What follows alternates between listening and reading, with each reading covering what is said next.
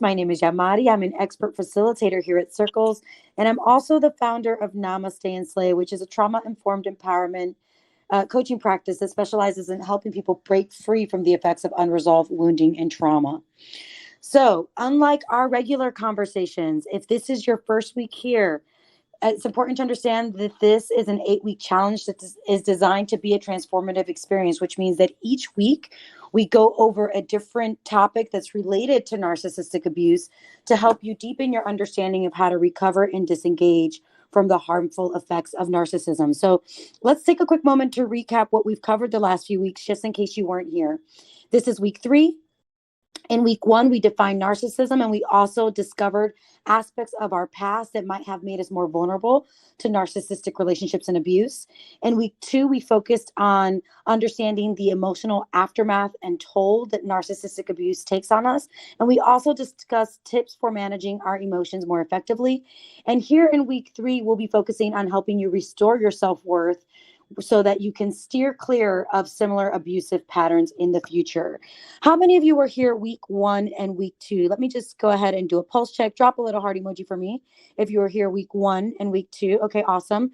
Don't worry if you were not. If you weren't, you can always catch the replay on Spotify. And as a matter of fact, let me go ahead, take a quick second and go to my notes section and grab that link so that I can drop the Spotify channel for you guys in the chat box. Let me go ahead and do that right now while we're waiting for some more folks to come in.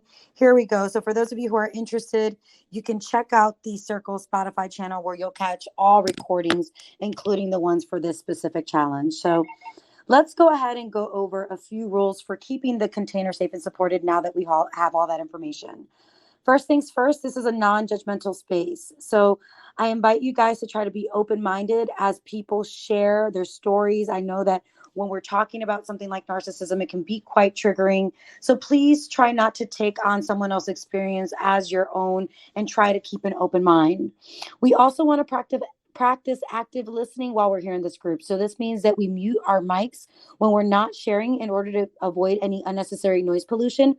It also means that for those of us who can speak in today's call, we raise our virtual hands, which you'll find at the bottom right-hand corner of the screen, so that I know when you want to share and when it's your turn. For those of you who can't speak freely because perhaps you're multitasking at work or you're still around the narcissistic individual, feel free to drop your questions or your comments in the chat box, and I'll be more than happy to share on your behalf. Also, remember, guys, that this is your healing journey. If you don't feel comfortable sharing today, it's totally okay. I invite you, however, to engage in whichever way that feels comfortable. So you can drop little heart emojis, or you can also drop other emojis here today if that's what's more comfortable for you in the sharing process. So if we're all clear on how to keep the space safe and productive, go ahead, drop another little heart emoji for me, which once again, you'll find on the bottom right-hand corner.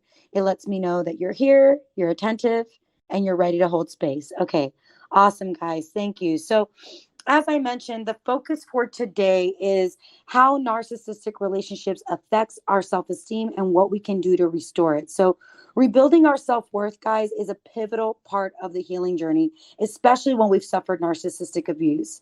So this is going to involve us acknowledging the impacts of narcissism, how they have changed our belief systems, how they might impact the way that we currently view ourselves, including the way that we critique ourselves, so that we can rebuild self-compassion and self-care. So since this is the focus today, it's important for us to define a few key terms that we often hear but aren't necessarily clear on. So let's start off by defining self-love and self-worth today. So when you think of the words self-love and self-worth, what comes to mind for you? Kate, feel free to share when you're ready.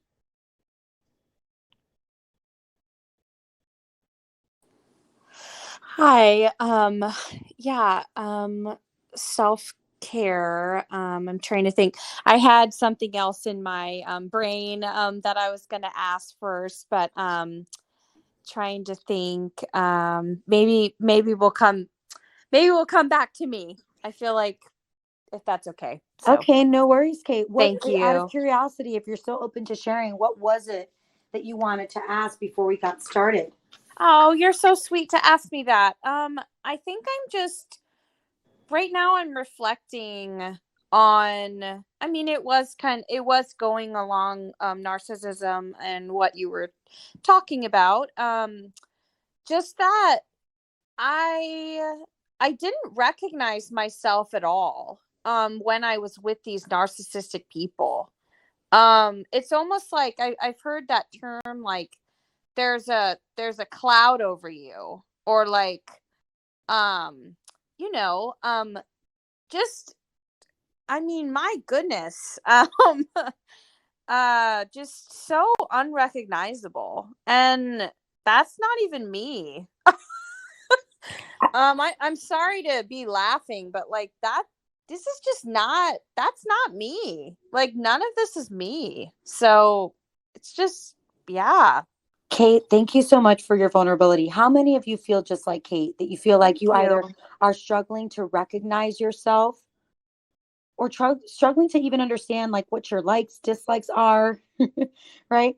Absolutely, Kate, you're in the right place. That's exactly why in week 3 we're focusing on helping you understand the impacts that narcissism has on self-worth and how to rebuild it. But before we can do that, we first have to define it, because these are terms that we hear a lot, but people become very confused around. So I really appreciate you sharing that, because that's exactly why we're here today. Of Let's see what course.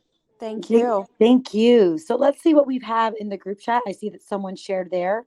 Rupali says, loving and being kind in good and bad times. I love that.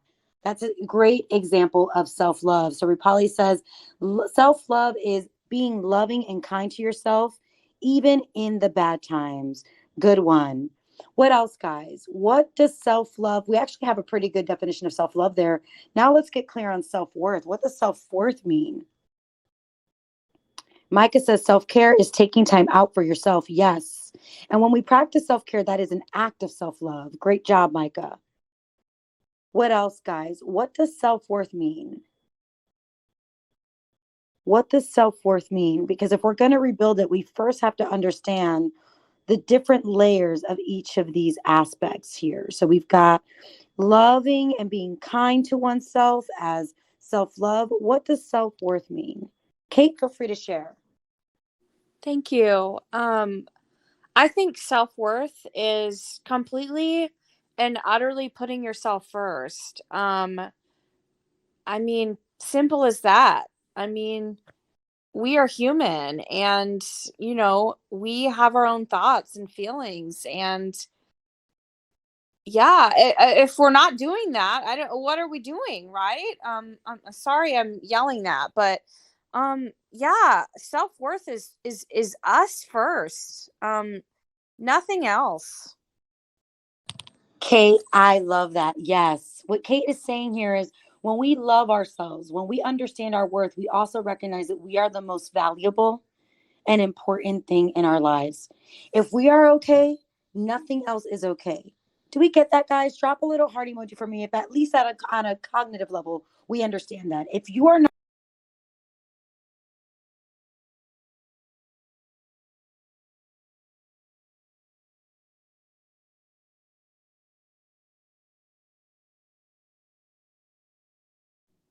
I think we lost you for a second.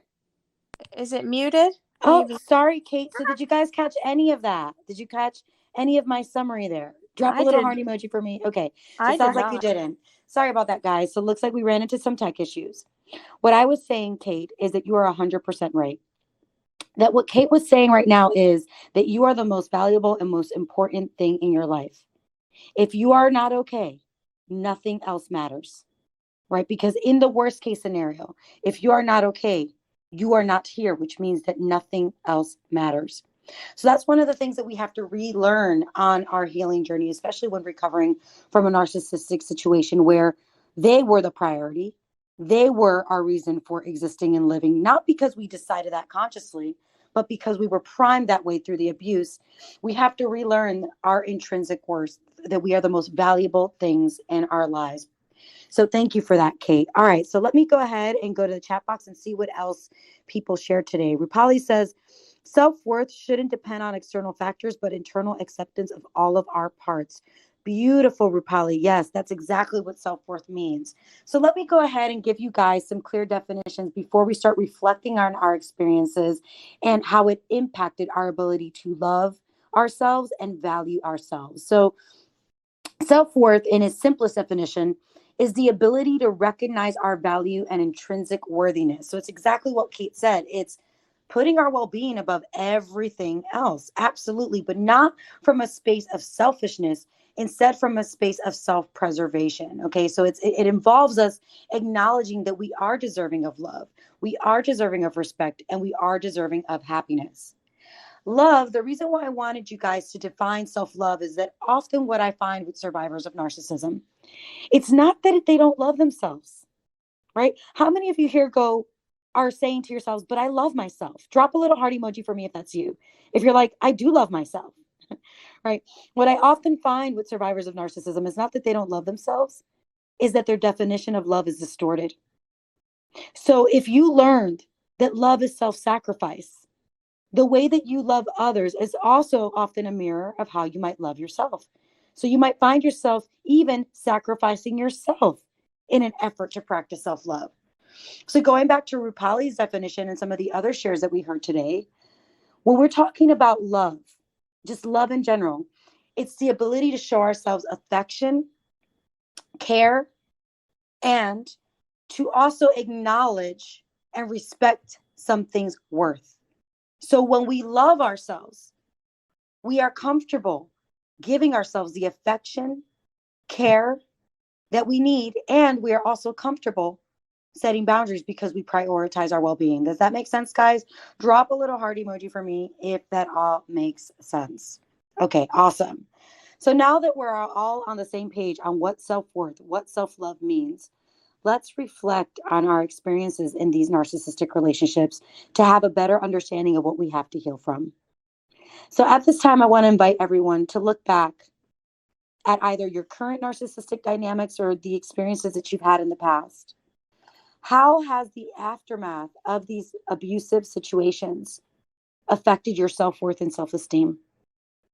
Who's open to sharing at this time? Kate, feel free to share. Thank you so much. And I'm not trying to overshare anything. Everybody's welcome. I feel like right now, since I've realized everything, and it's kind of like, oh, the blinders are off. I know what happened, and I know who I am, and I know the abusers, and it's almost like I'm picking up the pieces now. My heart, my body, my soul.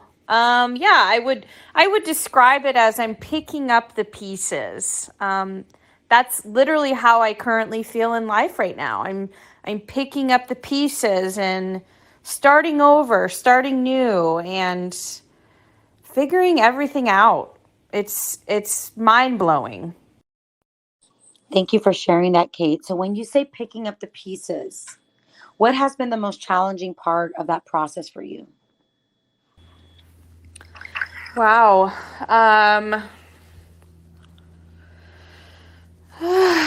Just the fact that I have to pick up the pieces. It's kind of like, whoa.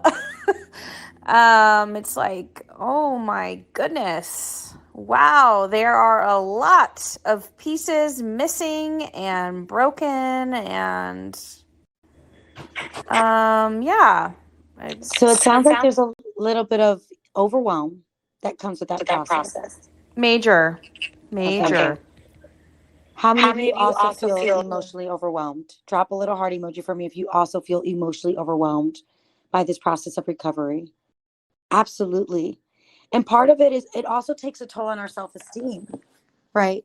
We start looking at ourselves through this lens of like, can I even do this? Can I pick up these pieces again? Right? Because being in these narcissistic relationships really takes a toll on how we perceive ourselves, our capability, our resilience, our strength. It makes us question that as well, doesn't it? Yeah, I see a lot of heart emojis being dropped here today.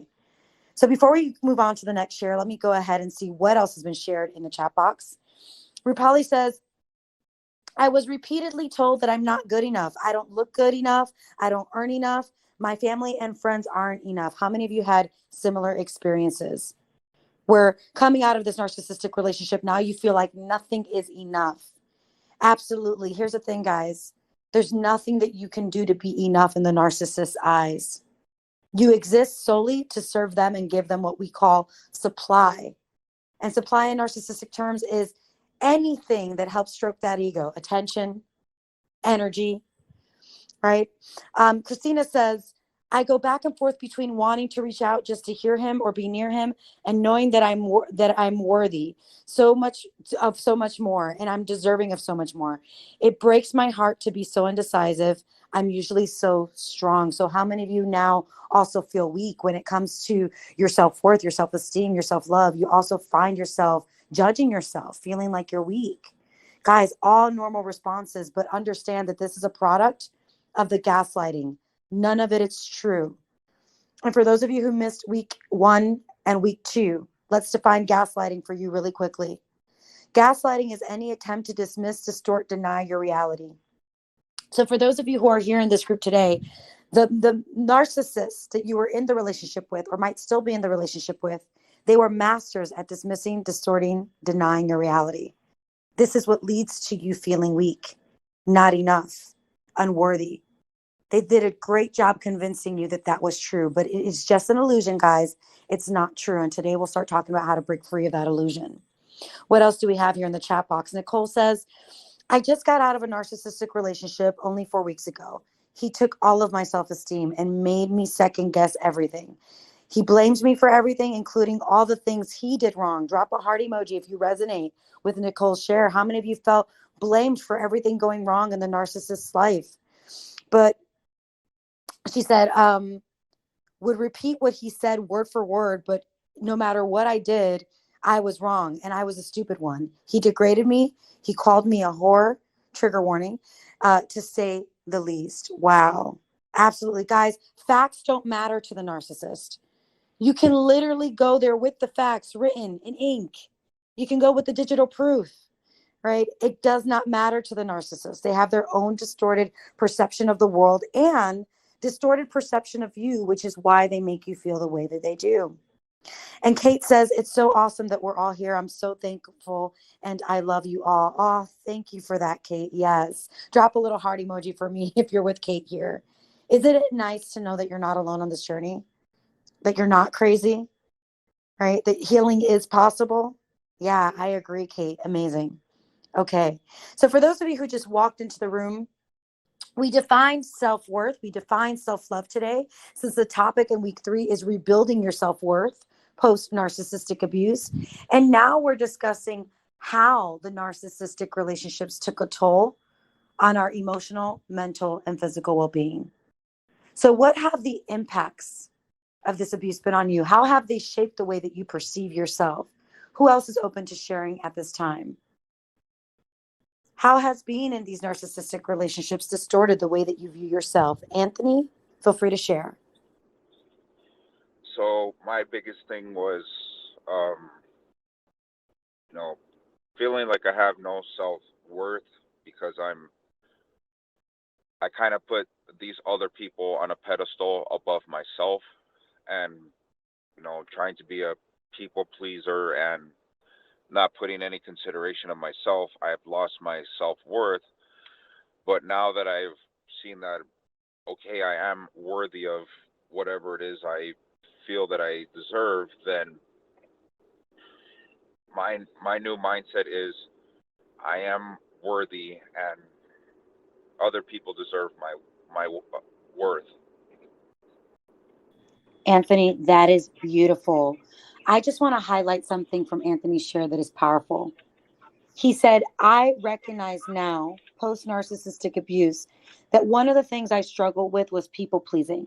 When we people please, we habitually go out of our way to accommodate the wishes, needs, and desires of others. How many of you recognize that that might be you? Drop a little heart emoji if you also recognize yourself in Anthony's share.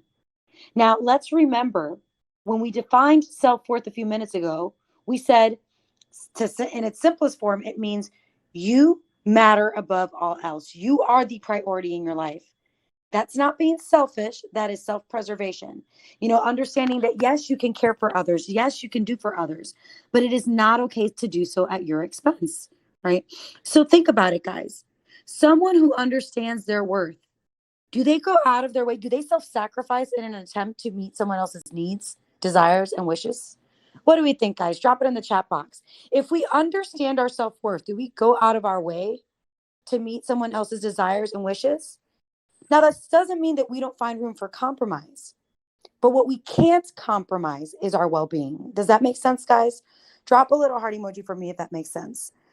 And I'm seeing plenty of people sharing in the chat box that, yeah, they don't agree with that version, right, of self-love and self-worth. Anthony says here, you are the most important person in your world. You come first before everyone else. You have to. You cannot give from an empty cup. So the reason why I'm pointing this out, guys, is that unfortunately, the same way that we learned it is the same way that we unlearn it.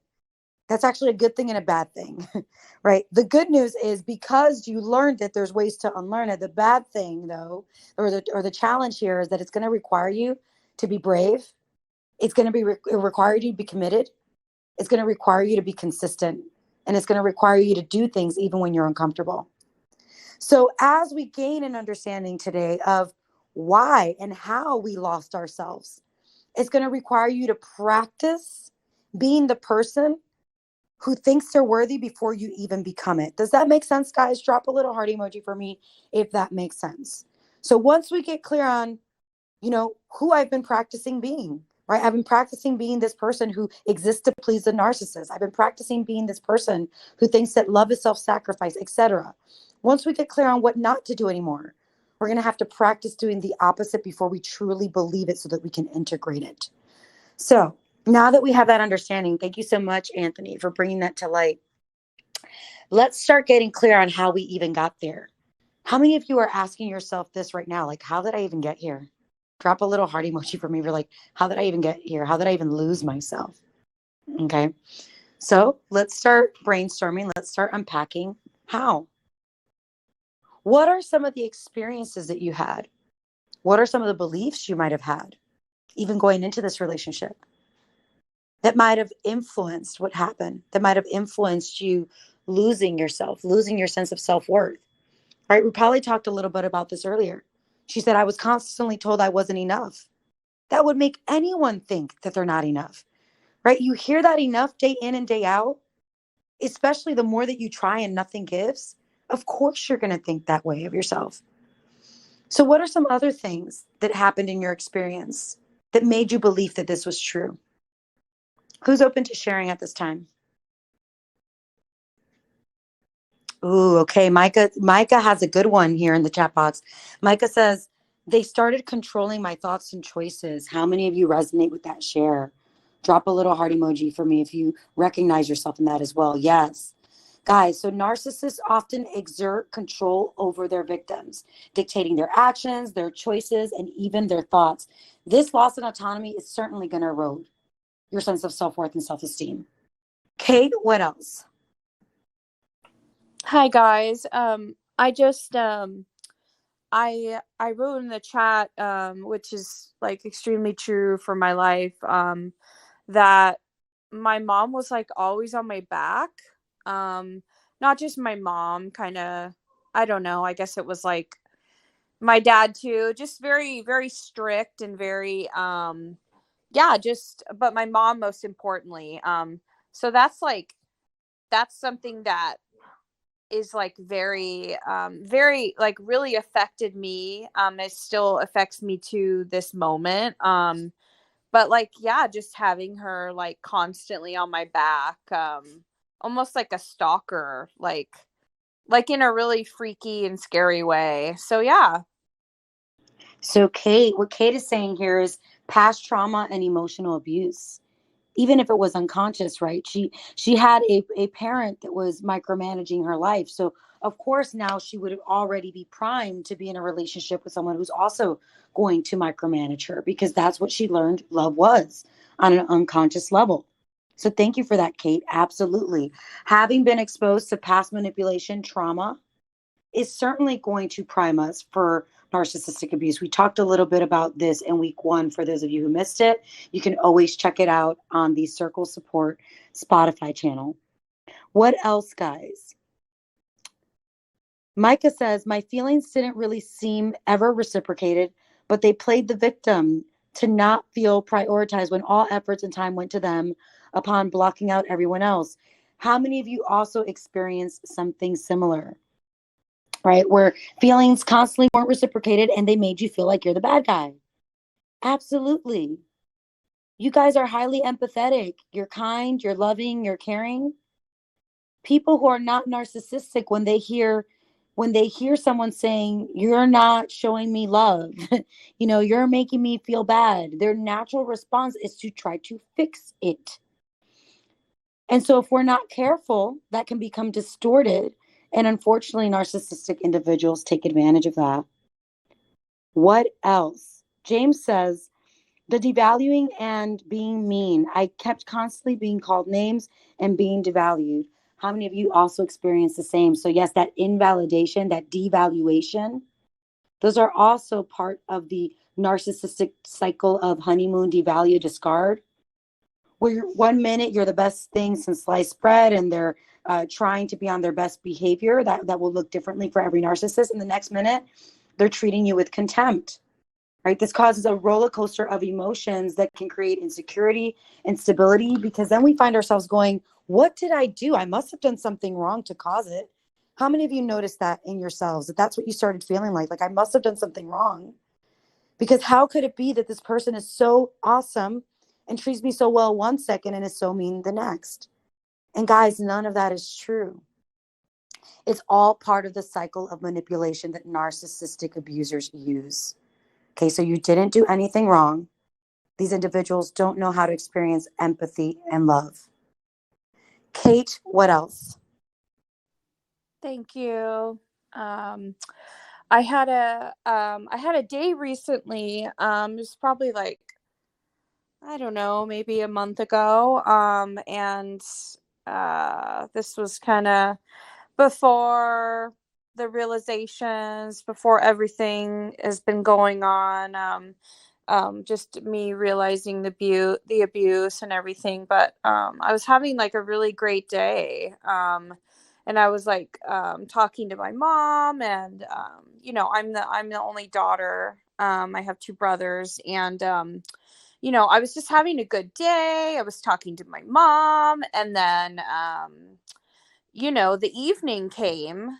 And it was I think she was at like a get together with some friends, and I called, and I don't really remember why I called, but I remember it was specific, like I had a question or something.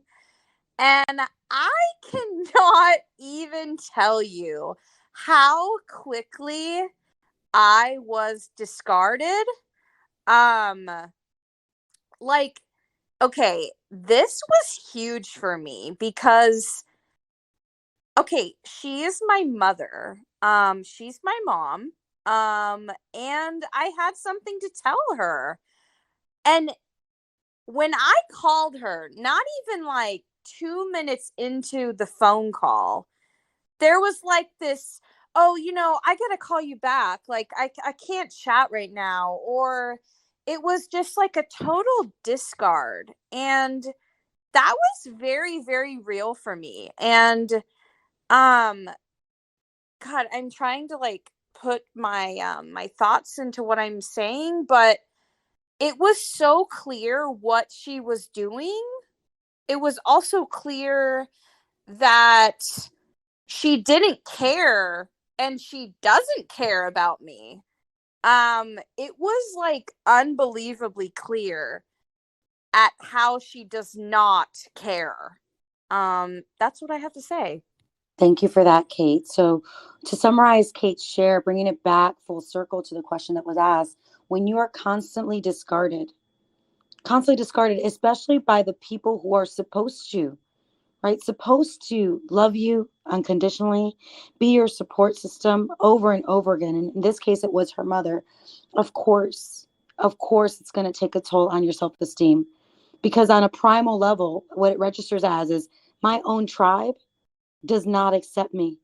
My own tribe does not love me, doesn't care for me. So why should anyone else care? Drop a heart emoji if you experienced similar experiences that also made you more vulnerable to narcissistic abuse and toxic relationships. Yes, thank you for that. Kate, you're not alone. James, feel free to share.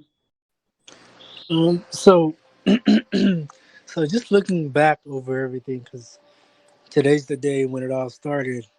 We got married 3 weeks before, uh, give or take. So, just looking back at everything, uh, the verbal abuse would come via text a lot of times, and I would be at work, and I would come home and like I wouldn't say I was in a bad mood, but it was like, uh, is she happy to see me? Is she not? Because compared to her text messages, I didn't have to do anything. She could just be in a bad mood from anybody. So just looking back at that and looking back at the verbal abuse and then the physical abuse and then the tacted on. One of the things that really bothered me was the uh, dismissiveness. It was okay, ta-ta, see you later, bye, and it was like what? And uh, like uh, it just I don't know. It just bothers me. Um, to be dismissed, especially when you have like an opinion or something. Or it was the always trying to be competitive, or always thinking that somebody was competing with you, when in reality, no one's competing with you. Like I could say something good about a trade that I might have done or something like that, and she might have had a good trade too, and she could be like, "Oh, you competing with me?" And I said, "No, I'm not competing with you. It's not a competition. It's just I think we both trying to make money. Um, I think we both on the same page to try to make money for both of us. But one of my things that I really had to work on is to understand my ex-wife's own trauma from her childhood and her past, and I noticed that she brought that into our marriage, and so it was always the reassuring her of I'm not this person, I'm not that person, or those type of deals, and then that became more manipulative and stuff like that too.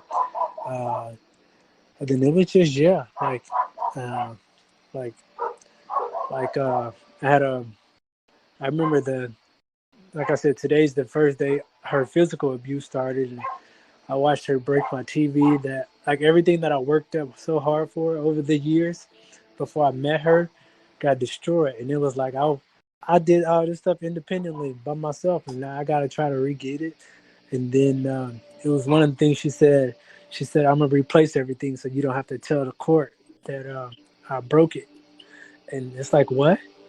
So Yeah, so it really caught me off the loop because I'd never been in these type of relationships or stuff like that. So I was confused, lost, and whole nine yards. yes. So James, what James is describing here is lots of manipulation, volatility, extreme switch in emotions. All these things are going to leave us confused, are going to leave us wondering, where did we go wrong? How do we fix it? And I just want to point out two other aspects of James' share that are so important because I know that they apply to most of the members in this group today. He said, my feelings, my needs were constantly dismissed. How many of you resonate with that part of his share? My feelings, my needs were constantly dismissed. So when our feelings and needs are constantly dismissed, what is it that we learn? We learn that we don't matter, right? If we're constantly being ignored and dismissed, it must mean to the brain is very literal. Think of it as a machine and we're programming it with our experiences and what we're exposed to. So it must mean that I don't matter because no one is acknowledging and honoring my needs. And oftentimes the reality is we learned that earlier on in life and then we carry that into our adult relationships. The other aspect is, notice what James shared. He said, I also know that my partner who's being narcissistic and abusive experienced their own trauma. How many of you ignored red flags because you know that your partner experienced some kind of trauma, or the person who's narcissistic in your life experienced some kind of trauma? Yeah, absolutely. So knowing that that's the book of the group here, I see a lot of heart emojis in the chats. It's important to acknowledge this, guys. You are not responsible for your partner's trauma. You are responsible for how you respond to your trauma. So for those of you who said yes here, we want to practice understanding but not excusing. It is possible to understand and acknowledge that, yes, your partner has trauma. And that is not an excuse for their volatility. That is not an excuse for their abuse. That is not an excuse for their poor behavior.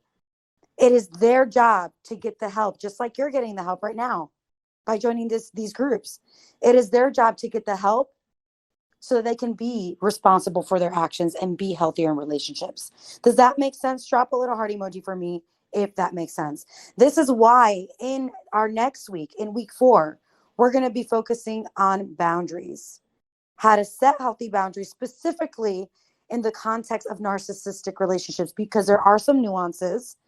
How we set boundaries are going to be different with narcissists is going to be different than how we set boundaries with someone who is not narcissistic, because we have our safety and our well-being to consider. So we'll be talking more about that in week 4. Okay, let's see what else we've got here in the chat box before we start talking about how to practically restore our self-esteem.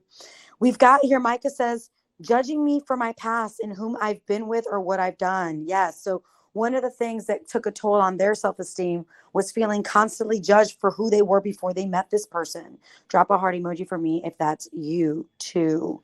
Kate says, resonating with this whole circle group today. What a relief, refreshing. Kate, I'm so happy that you're able to validate your experiences. This is an important part of the healing process, especially when it comes to rebuilding our self-worth, which is why we're focusing on this today. Micah also says, twisting my words to place blame. Yep, another example of gaslighting, right? Distorting, dismissing, denying. And Christina says, mine has a childhood trauma and military trauma, a Marine that served 2 tours in Benghazi. And Christina, that trauma is real, but you should not be the emotional or literal punching bag for someone else's trauma. And think of it this way, guys. How many of you in this room acknowledge that you're walking around with some kind of wounding or trauma? Drop a little heart emoji for me. And if you're not dropping heart emojis, I encourage you to really pay attention to what we're sharing here in this group today, because if you're in a group on how to recover from narcissistic abuse, you qualify. You should be dropping a little heart emoji for that question. You are a survivor of trauma, whether it was emotional, mental, physical, or spiritual. Not abuse. Not all abuse is visible, right? Trauma is how our brain and our bodies respond to the experiences that we have. It's what happens on a invisible level. It's how we change developmentally as a result of that trauma. It's not what happens to us. Okay.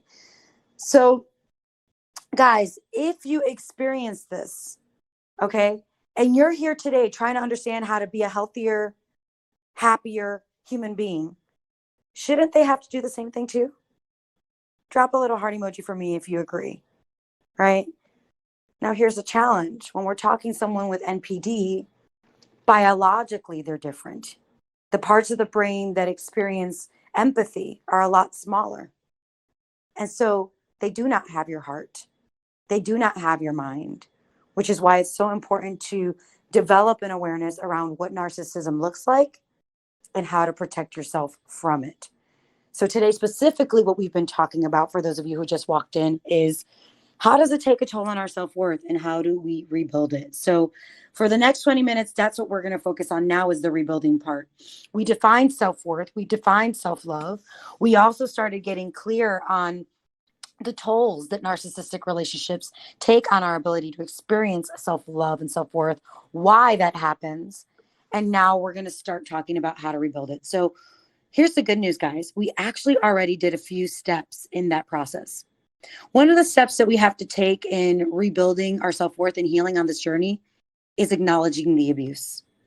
This is why in the first part of today's conversation, we focus on recognizing the impacts of those relationships on your self-esteem and on your self-worth. The other thing we have to do is seek support. Here's the good news. Everyone who's here in this group today is doing just that, right? And there's all other circles that you can join on a regular basis as well to continue supporting you in the process of recovering from the narcissistic abuse. One of the other things we have to do is get clear on our boundaries. So at this time, let's remember the definition of self-worth, right? It's the ability to prioritize our well-being above everything else. So what are some limits that you might have to establish in order to prioritize your well-being above everything else so that you don't become susceptible to these type of relationships again or in the future? Who's open to sharing at this time? What are some of those ways that you can start prioritizing your well-being? Those limits that you might have to set with self or with others. James, feel free to share. Saying no and actually mean it. And what I mean by that is, so my bonus daughter is super smart. She was 9 when I met her, so she was 10. And she said, and she knew how her mom was, so she saw a lot of stuff, and so she told her mom, "You need to be accountable for your actions." Yada yada. And then she looked at me and she said, "This is not funny, but it's funny from how she said it." She said, "You need to stop being a yes. You need to stop saying yes all the time." But the reason why I would say yes all the time was to prevent arguments and fights. So, so to say no and like mean it, because when I would start saying no, it would start a fight, and I wasn't trying to fight. So James, what a wise 9-year-old, number one. I'm so happy that you had the privilege to have her in your life. That's like a little guardian angel there reminding you of how to stand in your self-worth. I love what James said here. He said, say no and mean it. In other words, James is saying, when we set a boundary, it's not a boundary if there's no consequence attached. It's a suggestion. Remember that, guys. It is not a boundary if there isn't a consequence attached. It's a suggestion. Now, here's the tricky thing for James and for many of you. The reason why he was afraid to set that boundary, he understood that setting that boundary was going to come with consequences. So when we're setting with the boundaries with the narcissist, it is important to discern. Every situation is going to be different. It is important to discern your safety and the consequence of potentially setting that boundary. But it's also important to discern the consequence of not setting limits and protecting yourself. Going back to self-worth earlier, see, narcissists are not in relationships with individuals who have a healthy sense of self-worth. Why? Because people with a healthy sense of self-worth do not tolerate disrespect. They do not tolerate all those things that came with that definition of love, right? Respect, love, care. They do not tolerate people that do not reciprocate that. So James just said, it's not a consequence if you don't mean it, if you don't attach to it. But sometimes that means breaking our own heart, guys. Sometimes that means if this person does not honor, does not respect me in this moment, I'm going to have to remove my time, my energy. And many of you have been afraid to do that because you've been loving the narcissist more than you love yourselves. Okay, see how it's coming full circle, guys? Drop a little heart emoji for me if you see how it's all coming full circle. Okay, awesome. You guys are a powerful group. Let's see what else we have here in the group chat. Nicole says, mine did that all the time, would bring up things that happened 20 years ago, and we just got back in contact with each other in November of last year. Kate says, I feel a lot lighter since the circle group. Need more circles groups together with Yamarie. Oh, thank you, Kat. Well, I have groups supporting survivors of narcissism and some other groups almost every single day of the week. So feel free to follow me and check those out. Rupali says, I need to work on my own childhood traumas. Absolutely, guys. Absolutely. It's important to work on your childhood traumas. So what else, guys? Right? What are some habits, some limits? What are some things that you're going to have to enforce in order to prioritize your well-being? Keep in mind that sometimes they have nothing to do with the narcissist, right?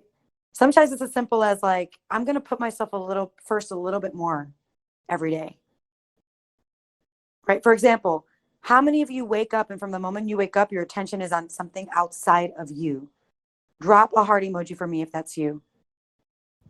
Right? Rebuilding your self-worth can start there. It can start with the minute I open my eyes, the first 5 minutes of my day are going to be mine, no one else's. Because your brain takes that programming very literal. If in your behavior you show it that you come first, guess what's going to happen over time? it's going to believe that you come first, and you're going to start showing up accordingly. So it can start there. Let's see what else we've got in this chat box. Micah says, not accepting calls and messages and responding. Yes, Micah.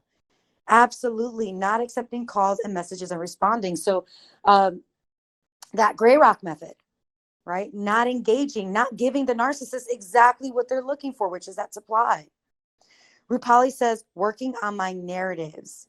And specifically, it sounds like Rupali's talking about her narratives about herself, right? So how many of you also acknowledge that it's important for you to start practicing interrupting judgment, criticism, and learning how to speak to yourself with kindness, understanding, and acceptance?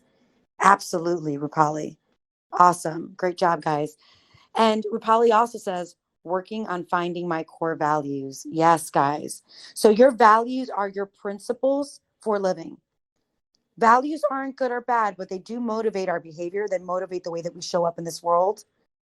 For example, how many of you have a strong value around love? Like if I said on a scale of 1 to 10, you would tell me love is like a 9 or a 10 for you. Drop a little heart emoji for me. Yeah. Same thing with family. How many of you would tell me that that's like at a 9 or a 10? Drop a little heart emoji for me. Okay. Well, here's the good news and the bad news. It's great that those values are high. I'm not asking you to lower them on the list. But the tricky thing when a value is that high, if our definition of love is distorted, we might find ourselves also self-sacrificing for love, self-sacrificing for family. So this is where we have to start practicing what I like to call yes and thinking, right? On one side of that and we have the fact. On the other side, we have the aspect that's validating our worth and who we are. And so, yes, I value family. And yes, I value love. And I also expect that love to be reciprocated. I am just as deserving of that love and respect as anyone else. Okay, awesome. Kate, feel free to share when you're ready. Thank you so much. When you were just saying that, I was just like literally thinking in my head, shouldn't that always be how it is? Shouldn't we always be loved? And I'm sure people can relate to that. Because I can. We should always be loved. We should always be comforted. We should be supported. We should, my goodness, like, isn't this, I mean, yeah, it's just like, these are human things and natural and, so, wow, just major, what do you call it? Like brain moments right now where it's just like, oh my gosh, like, isn't that human? So Absolutely, Kate. And what Kate's bringing up indirectly is getting out of this perfectionist trap, right? We just spoke about what are some of the things that we need to do in order to restore our self-esteem. What Kate is talking about here is I'm deserving of love even when I'm not perfect, right? How many of you acknowledge that that's one of the things that you struggle with? Drop a little heart emoji for me. Yeah, guys, you deserve love even when you're not perfect. There's a difference between unconditional love and unconditional access, right? Those are two different things. So yes, you are deserving of love even when you're not at your best, even when you're not perfect. You are deserving of respect even when you're not at your best, even when you're not perfect. What else, Kate? we need love all the time. Like, we need it when we wake up. We need it during the day. We need it at night. We need those phone calls from our family. We need the love and support from people we know and family members. We need it. We're human. Like, these are things that we need, and we want, and that's what this life is about, and that's what life is. So if we're not getting that, then get out. Then we need to get out, and we need to get out of these stupid relationships and get out, because none of the other stuff makes sense. It just clear as day. It doesn't make sense. Kate, thank you so much for that powerful share. And what Kate's talking about here is we have to be brave enough to have, in many cases, the love that we never experienced, right? The affection, the care, that deep bond that we might have never experienced. And that may require periods of being alone. But this is why we build communities like this one, like the one that you're on now, so that we remember that even though we might feel alone, we're not alone. There are other people out there just like us who are trying to heal, who are trying to learn healthy love, who are trying to find healthy love. And that's how we start restoring that again. Kate's absolutely right. Love is a need, guys. And when we say need, just like a plant needs water, dirt, air, you need that to be a thriving adult, right? There are studies out there that show that children, babies that are not nurtured, that are not picked up and given that love, that affection, those babies earlier on in their life, guess what happens to them? They either get really sick or they die. Yes, love is a need. And what Kate is saying right now, she's saying, I just had this aha that this whole time I've been depriving myself of a need and expecting myself to thrive. Just like if I stop giving that plant water, take it out of the dirt, it's going to die. Same thing happens to you. It is a healthy need. You needing love is not you being too needy. It is a basic human need. Thank you for that, Kate. All right, let's see what else we have here in the chat box.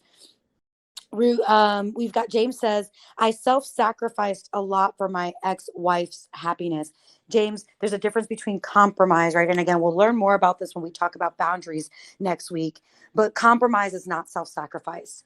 We can compromise on how the needs are met, but we do not compromise on our needs because needs are the things that keep us safe and supported.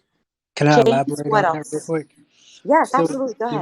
the reason why I say that is because in my marriage, I had two other people that became suicidal. One of them being my ex-wife. Every time, not every time, but a lot of times when uh, she would be like really depressing and have like really bad anxiety. So I would have to step out of myself to try to help take care of her mental health aspect. So that's why I say that. And on top of that, with the little one seeing everything that was happening, she was also developing panic attacks and yada yada yada. And with her mom making fun of those panic attacks and stuff like that, she was also, you know, participating in unhealthy behaviors. So I had to be the, I had to be the not the middleman, but I had to step outside of myself and my own feelings and try to protect both of them at the same time while I had the little one going at her mom. And I was like, gotta be careful with what you say without telling her, hey, your mom's over here being suicidal. If I was you, I wouldn't, you know what I mean? So I would just try to protect both of them at the same time. That's why I said self-sacrifice. Absolutely, James. And you and many of the members in this group learned that through their past experiences. And I'm sorry that you had to go through that. Right. And as we move into week 4, we'll talk about healthy detachment and boundaries. James, that is beautiful that you have a huge heart and that you're loving, that you want to care for others. But we can only help others to the extent that they also want to help themselves.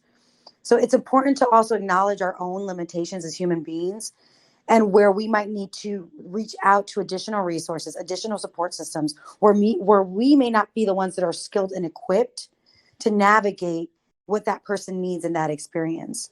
Right. So absolutely, James. I see a lot of people dropping 100% here and heart emojis where they acknowledge themselves that they also were taught through their past experiences that they were responsible for someone else's well-being.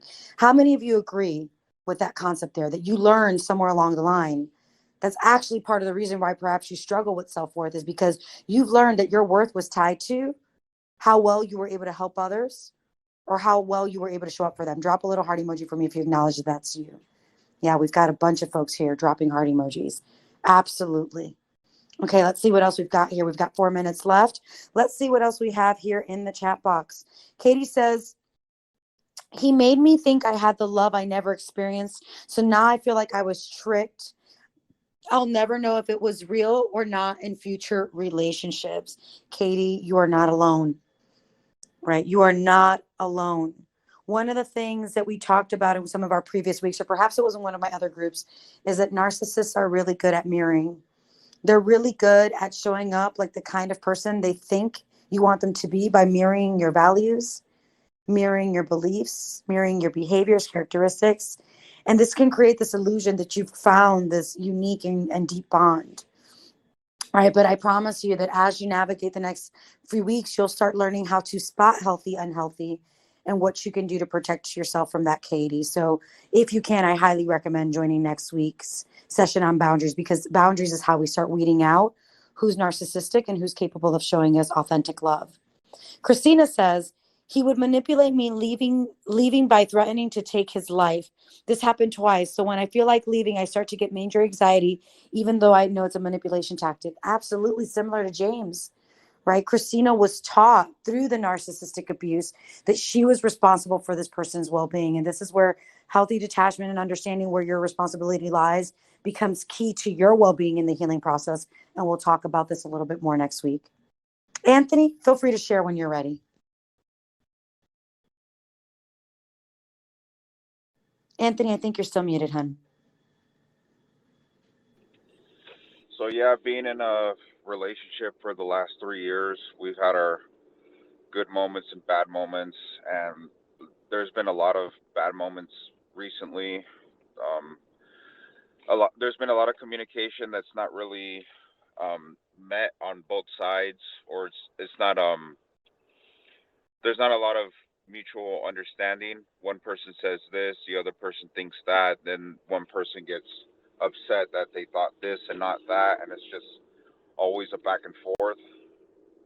And that's one of the things that I've been struggling with recently, is trying to communicate with someone that doesn't see things the way that I do. And how do I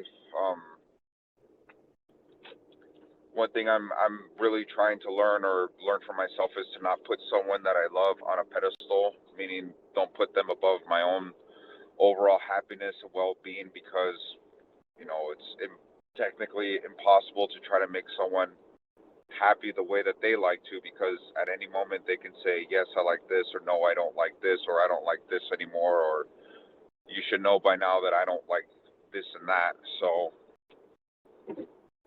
it becomes very frustrating as far as what to do altogether. Absolutely, Anthony. And this is why it's so important to establish that healthy foundation of self-worth, because when we're going through those kind of situations, we have a better understanding, we have clarity around what is and isn't our responsibility in a relationship. And again, Anthony, that's something that we're going to talk about a little bit more thoroughly when we talk about boundaries in next week's session. So if you can join that one, I highly recommend joining that one. It will be next week at the same time. Thank you for that share, Okay. Anthony. All right, Thank guys. you. So we have 1 minute left. So I just want to go ahead and point you guys to the chat box. Those of you who have been coming here the last few weeks know that one of the things I have been doing is actually dropping in a literal challenge in the chat box for you guys to practice so that you can reinforce what you've learned outside of these sessions. This week's challenge is a mirror challenge. So mirror work is pretty powerful and reestablishing self-worth. I added a mirror work exercise and some affirmations in there. So those of you who are up for the challenge, go ahead and screen grab that at this time, or copy paste it, drop it into your notes section of your phone, and try that on for size so that you can reinforce some of what you learned this week. Thank you so much, guys, for joining me here today. You showed up powerfully for yourselves and for everyone else. I am so proud of you for doing the hard work. And next week, join me where we'll be having a discussion around boundary setting, what it looks like in narcissistic relationships, and how to do it the right way. All right, guys, take care. Until then, be safe.